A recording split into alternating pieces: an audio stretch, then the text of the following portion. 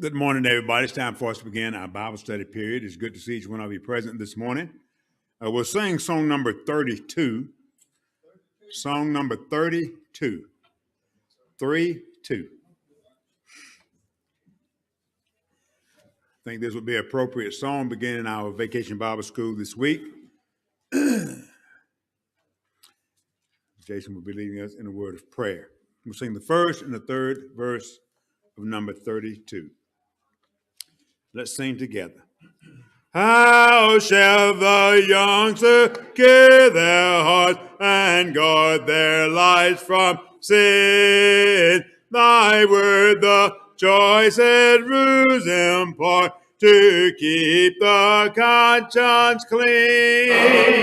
To keep the conscience clean. Thy word is everlasting truth, how pure is every vein. That holy book shall guide our youth and will support our way. And will support our way.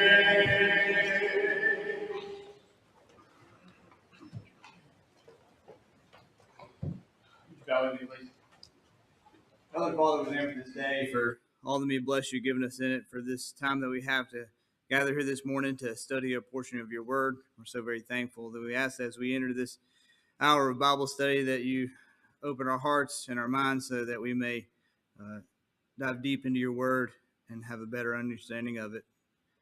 We ask that you be with us as we go throughout this day, watch over us, keep us safe. In Jesus' name we pray. Amen.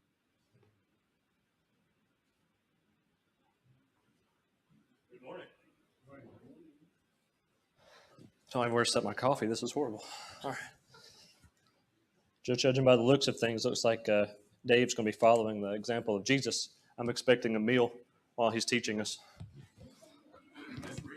I think, right? I mean, it's biblical. Jesus did it. So I'm not asking for anything like feeding the 5,000. I just want him sitting beside the campfire whenever we walk up. You know what I'm saying? That's right. But big shout out to the kitchen folks who let us borrow all this stuff for, I believe, only the cost of delivery. So really appreciate them letting us do that. We are in Revelation chapter 6. Let's turn together there now. We have made it through the intro, Christ is amongst the churches. We have made it through the 7 churches. We have made it through the throne scene, where we talk about the power and splendor and majesty of God, the separation between God and everyone else, the sea of glass there. We've talked about Jesus as he is, after his job is complete, he has been sacrificed, he's died on the cross, his job on earth is done, he's ascended at this point, and he is able to cross that sea of crystal. He's able to approach the throne, and he reaches out with, as a lamb having been slain, and grabs the scroll that is in God's right hand. What is that scroll? It's important because it's the plan. I like it. It is the plan.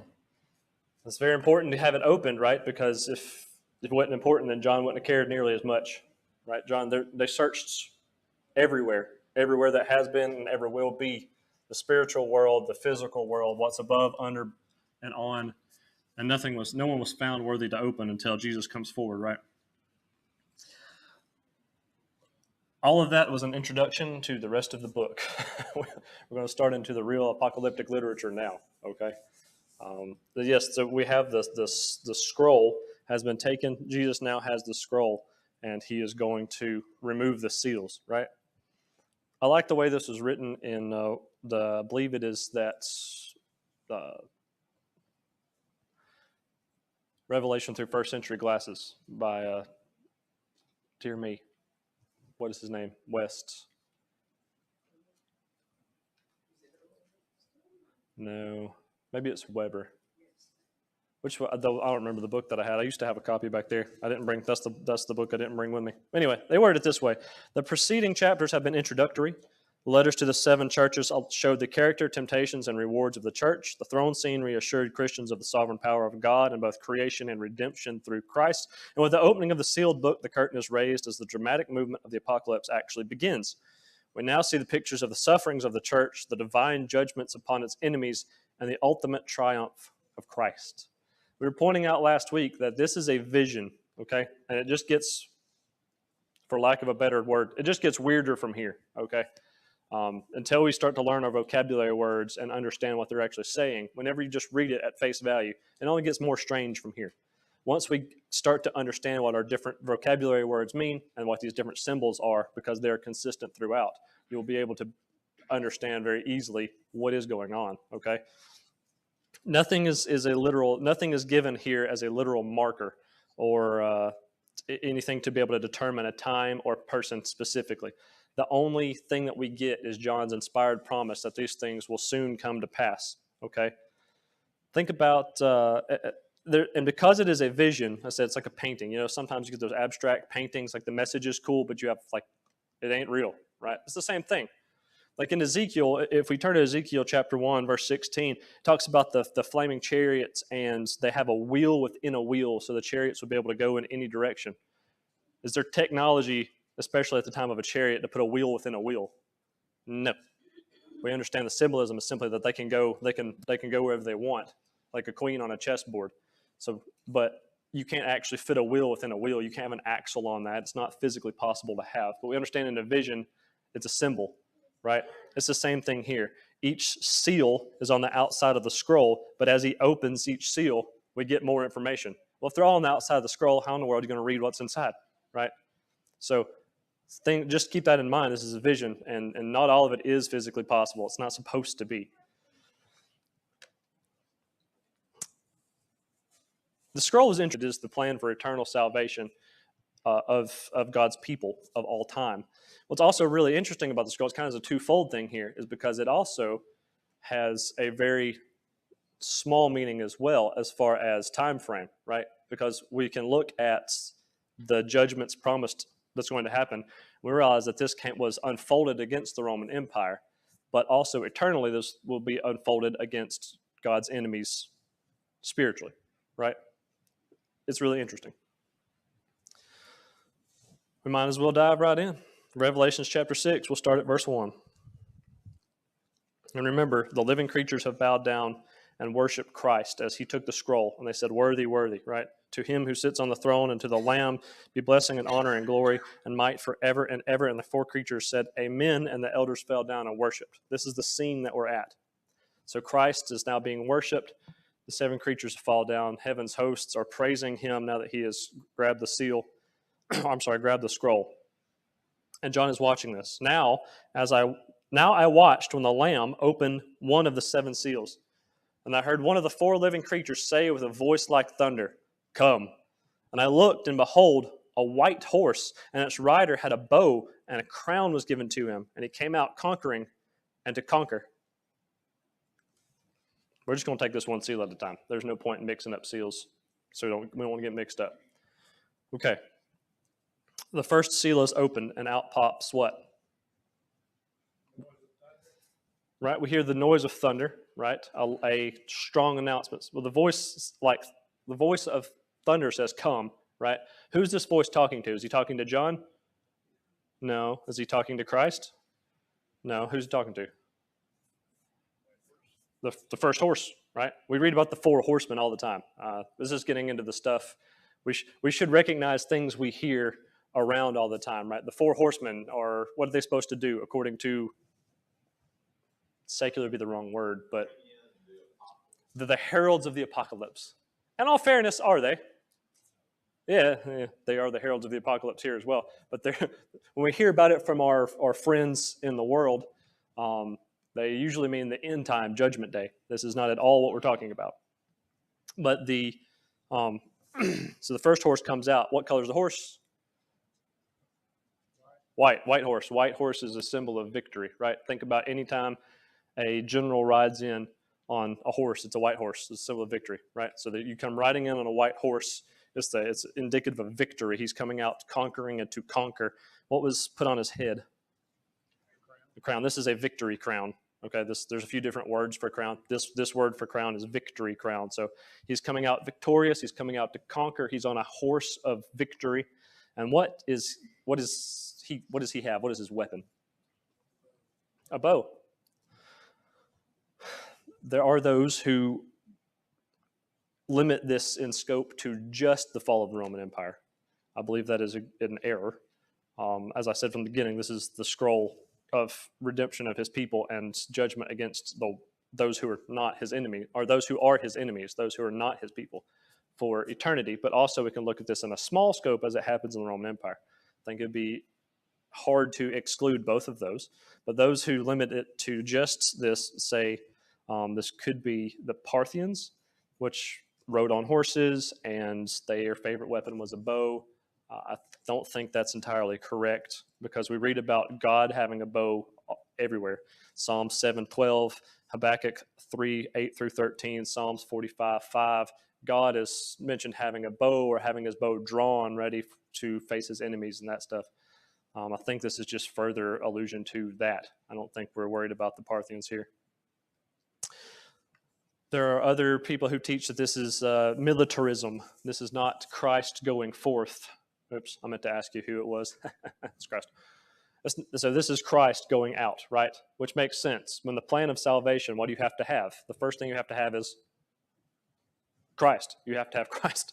And he's got to go out into all the world, right? What are the apostles commanded to do? Go ye unto all the world and preach the gospel. Here we are. This is the good news. He's going out conquering and to conquer, right? Makes sense. People limit it. They say that this is purely militarism. So the military is going to run out and go do things. That's an interesting interpretation. Another one is just false religion. How we get from Jesus as the symbol to false religion as a symbol, I'm not really sure. But I don't even have an argument that I could find that made sense for false religion. So this is Jesus, the first seal. So we go from the lamb, right, having been slain. Now we're seeing more of that lion as he's coming out on his white horse with his bow. He's coming out to conquer, conquering and to conquer, right?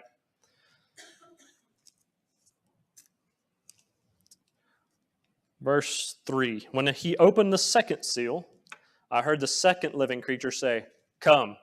And out came another horse, bright red. Its rider was permitted to take peace from the earth, so that people should slay one another. And he was given a great sword. So the next seal is open. Another thunderous voice says, "Come." Once again, he's speaking to the next rider. And what color is this horse? Red. Bright red is a symbol of blood and war. We're not to Satan yet. Hold on. We're getting there. Yes, so this is a red in apocalyptic literature, Old Testament. And when I say apocalyptic literature, just this is from Old Testament, and then Revelation is about the only other place to read it from, right? So we're not just making things up. We can look at the Old Testament and Jewish history and understand what these mean. Okay? So red is the symbol of blood, conflict, war. When you think about the Greeks, right? Athena was the goddess of war, but she was always clothed in red. What does Matthew chapter? Let's turn to Matthew chapter 10, because yes, this is a symbol of that. But what war, what bloodshed are we talking about here? Somebody read for me chapter 10 of Matthew, verses 34-39. Just the first one to get there, please.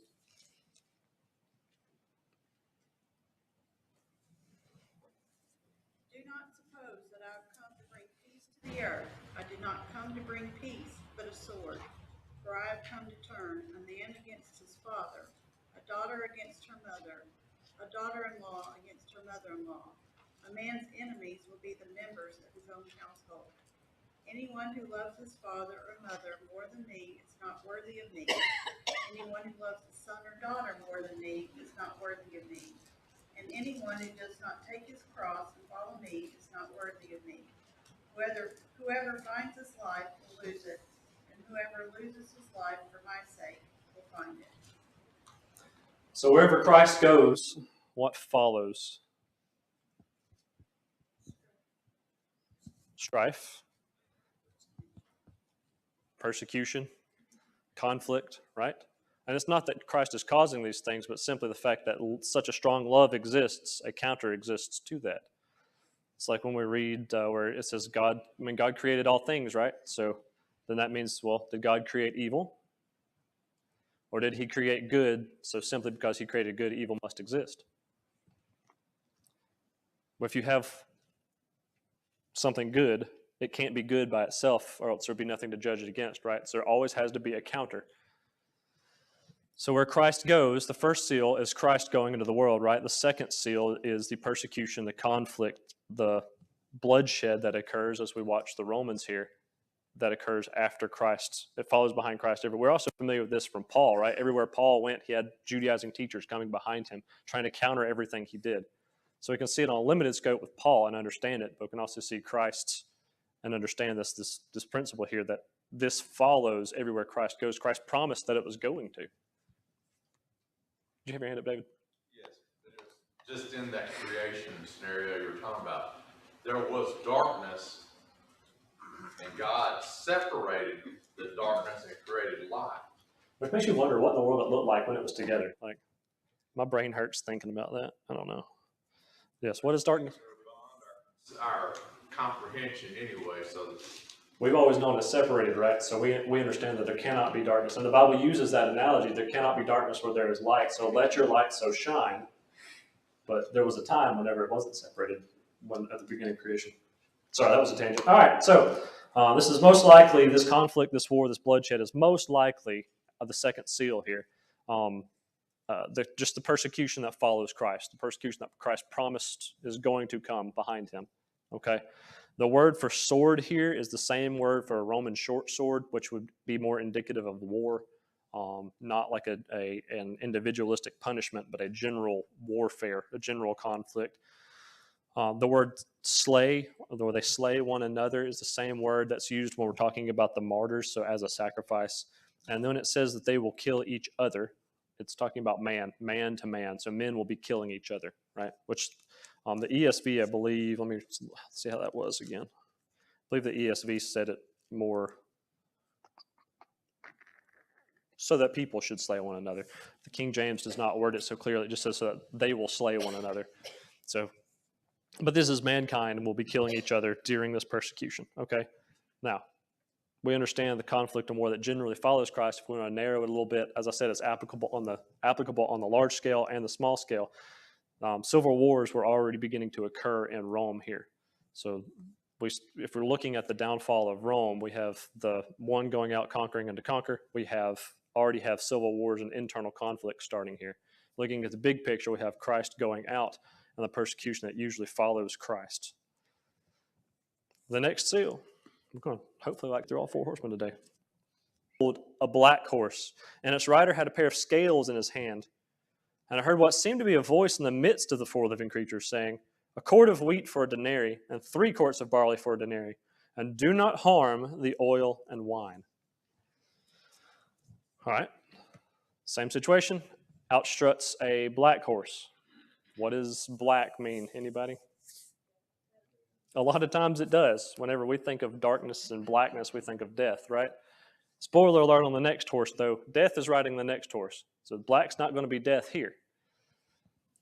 When we read about darkness and black, we think of, when you wear black, you're mourning, right? So it's grief, it's woe, it's mourning. Almost like those saints who are persecuted as promised from the red horse, what they will be feeling, right? So we have Christ coming out, persecution that's promised to follow him, and then what's going to happen to the saints? There's going to be grief, woe, mourning. This is the lot of the persecuted saints here, okay? Now, the balance in its hand, in the rider's hand, is more indicative as well. If it was death, he would not be holding a balance. That would not make nearly as much sense. When we think of a scales of balance, what do we think of now? It's a symbol of justice, yes. Not what we're using for here, though. What follows this? If it was justice, we'd be talking about some sort of judiciary system, but we don't. We immediately begin to talk about traded goods. So if you're going to go buy or sell something, what's the market have to have? A set of scales, so they know if you're paying the right money, right? So this is economics. You're going to come out there is the black horse is a hardship, right? But this hardship isn't going to be like a famine on the land. This hardship is going to be an economic hardship, right? The scales in the hand, and we see that because what is a denarii? How long would you have to work at this time to earn a denarii? A day. It was a day's wages. So if one person can work for one day, and this amount of food they say is worth a denarii, that's one day. That's one meal. Or that's one day's meal. So one person can work for one day and provide enough meals for himself for one day. And you're like, okay, that's cool. I can work and I can survive, right? But what about your kids and your wife at home? You've only got enough money for one person's meal. And what does it mean when it says don't hurt the oil and wine? You're about to suffer complete loss when you don't have anything, so you better save the oil and wine. Yes, but the people who are earning a day's wages to buy a day's worth of food, are they using oil and drinking wine? Oil and wine are luxurious items. They're things that they're expensive. The wealthy have these things. Now, I'm not talking about, we read about traveling and they use oinos, the general term for fruit of the vine, because it doesn't perish as quickly. I'm not talking about that. I'm talking about the full octane good stuff here, right? This is the good oil. This is the good wine. These are the luxury items. You're only going to have these if you have a lot of money. The people who can afford the oil and wine are not going to be worried about a day's work for a day's food. They're so far beyond that monetarily that they don't care. They're rich. It's not going to hurt the luxury items. It's not going to be a problem for them.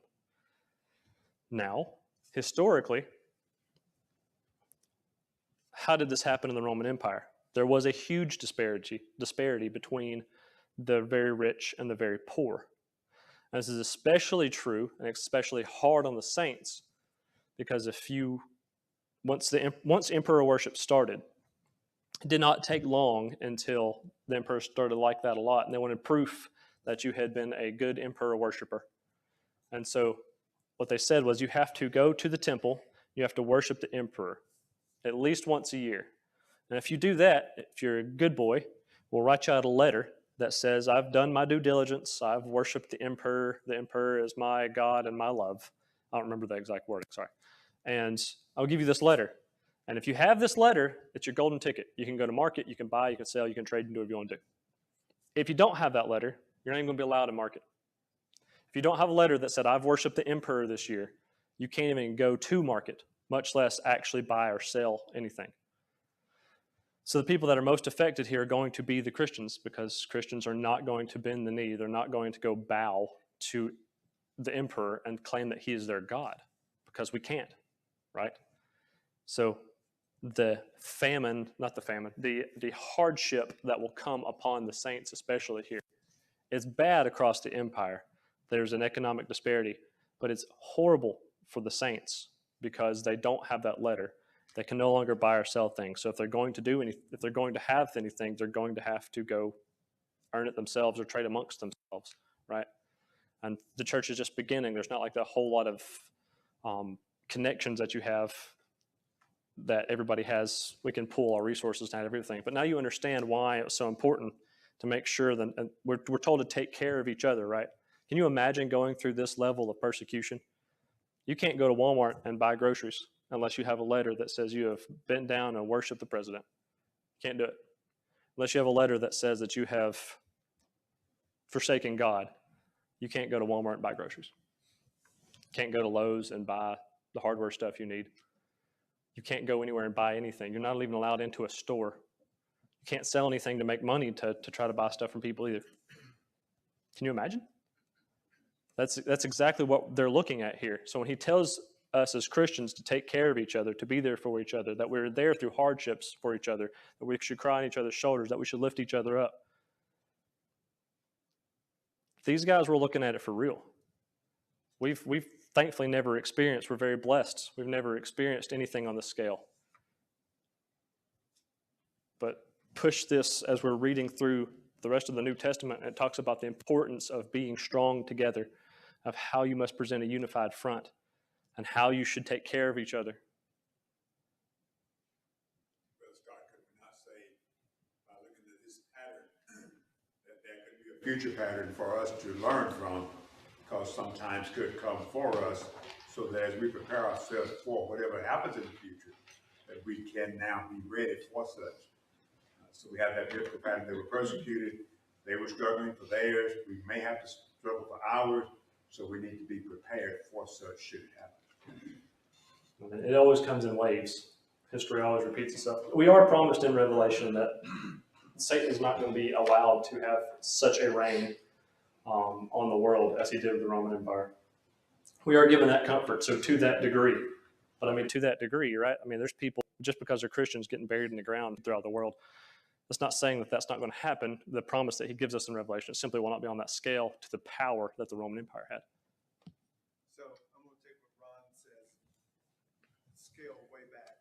I don't disagree with anything of what you're saying. I'm just going to more the picture here. I think that this is a model of the cyclical human history and each individual.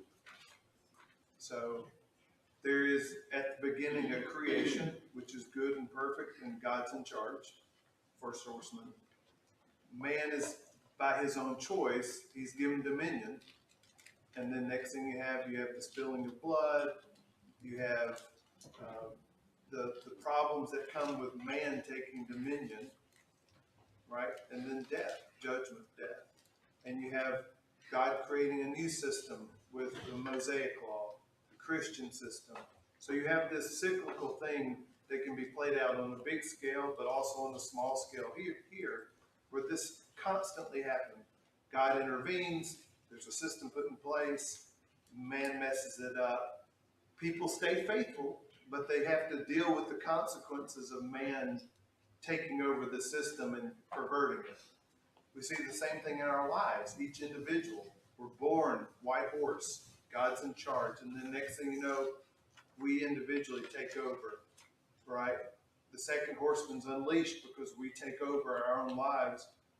And then we deal with the consequences of famine in our lives, and we see the despair, and then ultimately death. And then if we are faithful, we can. So this, in my view, reading of this as a picture, it can be a picture on many scales, and that's the reason it doesn't have to mean all the things that you read about for the Parthians, and next thing you know, the Russians have to come down and do all this. That's from what we've said many times over is that people try to get too into this. You're trying to look for a different world power. So if people limit it in scope to the fall of the Roman Empire, which they rightly would, then they'd be looking for these physical signs. If you believe that the apocalypse is yet to happen and that you're talking about Judgment Day, then of course you'd be looking at every president is the Antichrist and every whatever, like we've heard literally every election. So I would be hesitant. I agree. We can look at this as a metaphor and understand these cyclical roles in our lives. To actually go back and apply it to the garden, though, because the scroll was written but sealed until just now, as we're reading it the first century. So I think it's a good parallel, a good lesson, a good way to think in our lives about how we are really good at ruining things. So we have the white horse, the red horse, the black horse. So we have Christ, the good news going forth, the conqueror. Then we have the persecution that will follow, the conflict that will follow. Then we have economic hardship and hard times, grief, woe. And then the last horse. Verse 7, when he opened the fourth seal, I heard the voice of the fourth living creature say, "Come." And I looked, and behold, a pale horse, and its rider's name was Death, and Hades followed him. And they were given authority over a fourth of the earth, to kill with sword and with famine and with pestilence and by wild beasts of the earth. So now we know for sure that the black horse wasn't death, because now we have death that comes riding out. This word that's used as pale here is in other places translated green, which we understand, right? If you're sickly, if you're deathly, yeah, you're looking a little green. Or like if you're feeling nauseous, people are like, "You're looking a little green, buddy." So we get the reference, the pale, the green, right? This rider was named Death, so there's no question about what he is. What is Hades? Why is Hades following Death? That's the place of the dead, right? They're mentioned together throughout Revelation here, throughout the Bible. But yeah, I mean, death is coming along. They got to have somewhere to go afterwards, right? So they have to have the place of the dead accompanying Death himself. This horse is sickly. It's gruesome. It's greenish. It's symbolic of disease and death.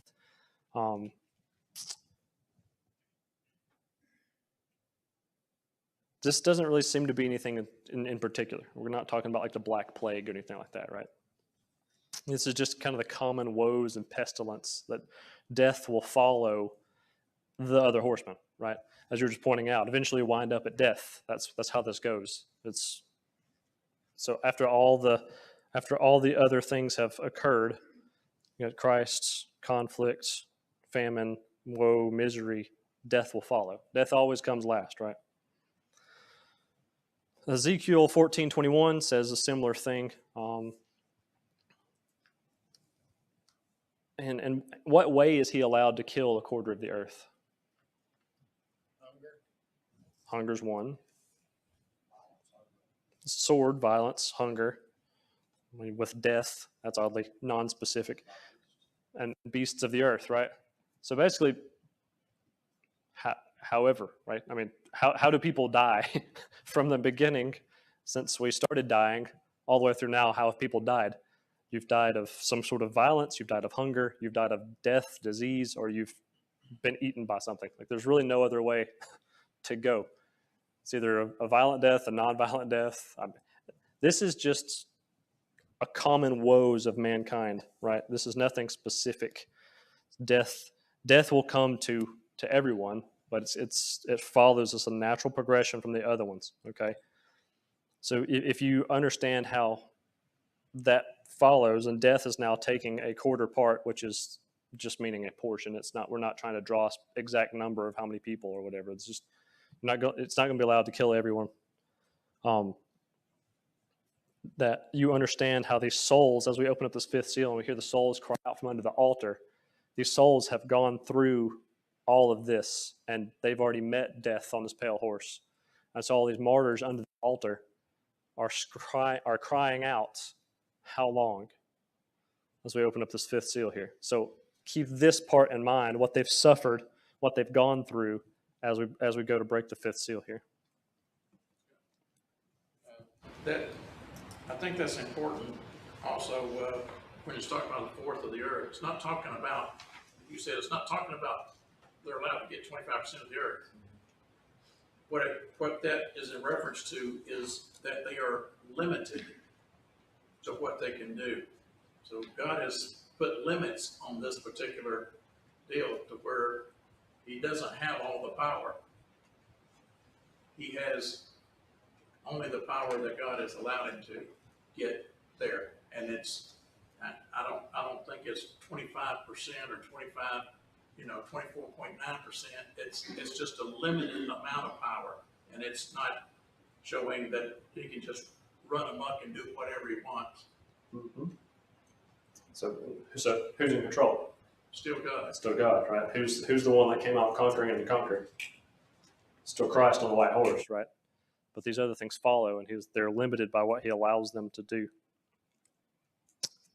Appreciate that. Let's take a commercial break here, and one more time wrap these seals together. Okay, so we have the first four seals. We have the going forth of Christ and the gospel. or the word of redemption scheme as it's been symbolized by the sealed book.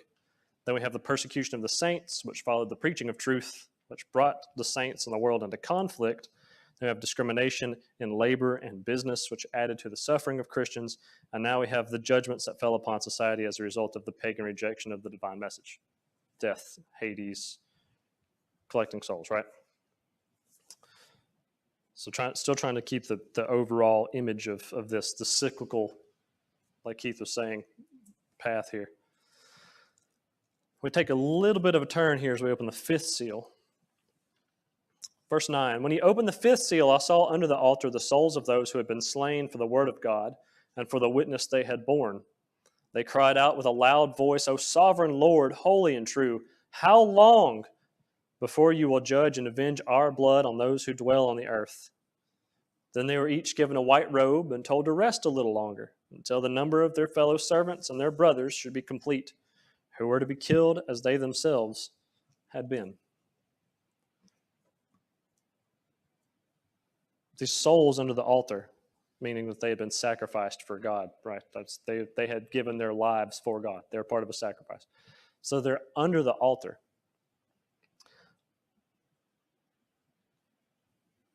And they cry out after we read about the things that had killed them, right?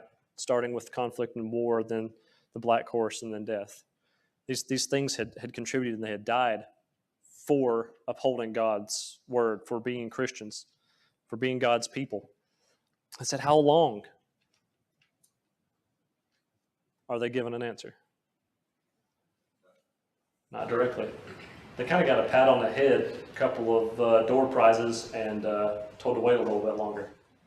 God. And does God do that to us now? He answers, but it may not be the answer you want. It may not be right now. It may be no. Maybe no. Maybe years down the road, right? But he's like, it's not time yet. That's his answer. It's not time yet. I've got this. I've already promised this is going to happen. I've got you. I promised throughout everything. I will have the final judgment call. It's not time yet. I know y'all are still suffering. I know that people are still dying. They're still undergoing all these things. I know. Look, here's the reward. Here's your part of the reward. Go ahead and gives them. They robes them in white, which is the attire of victors, right? Puts a crown on their head. The time of martyrdom is not done yet. It's not ready. Just like the Israelites who are in bondage, it's not time yet. It's not time for y'all to be free yet. A further time of testing is going to come. But the Lord is coming. And justice will be vindicated, and the martyrs will share the victory of the King. Once again, we can look at the Roman Empire and limit this a little bit, or we can look at this as the broad plan. Both are totally applicable. There we are. Here, right?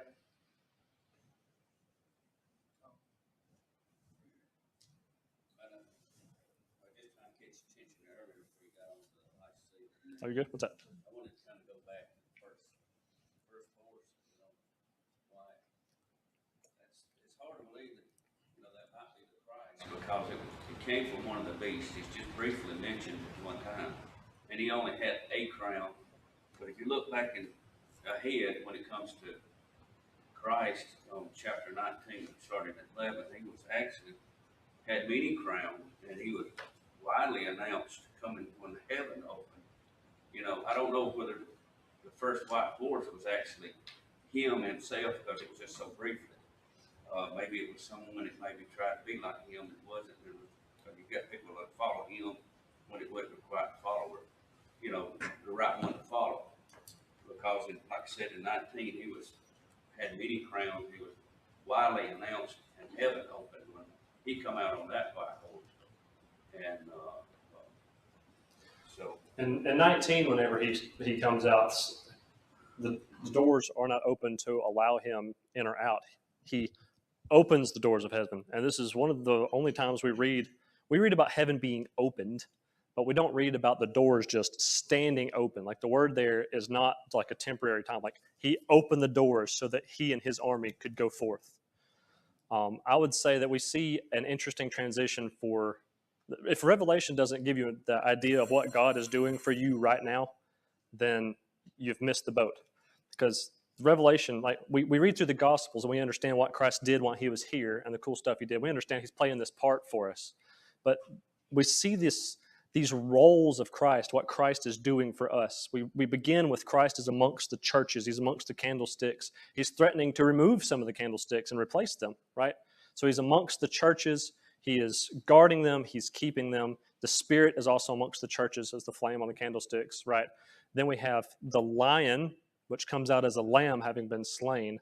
And we see this next progression onto the first horse, which is the conqueror. We finally see him turn from the sacrifice up to the conqueror. And then we will see him further go, not by himself as listed here, but he comes out with an army in chapter 19 is the images that we're seeing.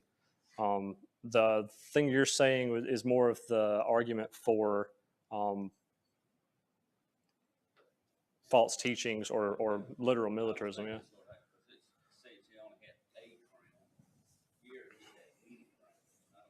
It would be one crown compared to many. That would, I think that kind of stands out in a way. Christ did have many crowns. He wasn't limited to just one. And then, of course, a crown he was limited. I don't know. It's just. I see this as more of And just he was a. listed as a beast. I mean, and the others were the same beast, so they would have been on equal par. I mean, I don't know if he would be on equal par on that part at that time. Unless it was just a brief mention. Yeah, when he's coming out here with the first seal, he's not mentioned as one of the beasts. One of the beasts beckons. Right, and the horse comes forth, and he's carrying the rider that is.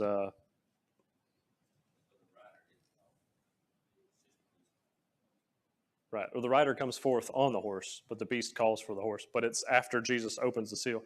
Once again, this is a vision. How can Jesus break the seal and then be on the horse that comes riding out while he's still holding the scroll with the seals with more to do? How can he go out to conquering and to conquer, but he's still holding the scroll? How can he be a lion and a lamb? How can he break scrolls? And how can he be amongst the candles? You know, it's like the wheel within a wheel, right? So we understand that doesn't necessarily add up to, like, you can't break the scroll and be in the scroll. Come on, Jesus. That's not how this works, right? Like, this is a vision, just like the wheel within a wheel, just like these other things. So, yes, it's weird, the one crown, but I think it's the progression, right? Like I said, this is the good news going out. This is Christ going into the world. Because what is that except for go ye into all the world and preach the gospel, right? So that is on a limited scope, Christ by himself being carried into the world, right? Versus when he comes back in chapter 19, when he comes out, he's like, never mind, I got this. And he comes out with his own army, and he comes out conquering and to conquer then. He comes out with the word tattooed on his leg, many crowns on his head. He is at his pinnacle, right? This is when he's coming. And 19, when we're getting to that side of it, we're starting to look at less the Roman Empire and finally getting to the part that actually is leaning forward to more of the Judgment Day stuff. It's like, too, how this is spoken to the first century for all Christians who are struggling, because there's a projection of what our concerns are on the saints who have died. I don't think, based on our pictures of heaven or Abraham's bosom, however you want it, that I've never received a picture in Jesus's description that there will be saved people, Christians or godly people, who are worried about vengeance on the earth. I mean, once you're in God's presence, the things of earth, you're not concerned about anymore. But these people are asking for vengeance. Mm-hmm. That doesn't sound like the pictures of heaven. So it almost is like he's presenting this for the people who are going through the struggle, that they're interested in vengeance. They're projecting that on the saints who have gone, but I don't think that that's truly what the saints who are gone are really concerned about. And that might be why they're listed as under the altar instead of simply with the hosts, right? Because we've already read about a host that wasn't stuck under an altar. They were praising with the heavenly host as well. That might be exactly why. And when we get to the next seal, whenever we're stamping seals on foreheads, I think that might be an excellent explanation as to, because we do transition, we look at the earth, because right now we're standing in heaven, and we transition down and we look at the earth We start stamping people's foreheads, and then we transition back up to heaven. So that may be an excellent explanation of how that is handled there. I like that. Thank y'all very much. Any questions or comments before the kids invade? See y'all next week.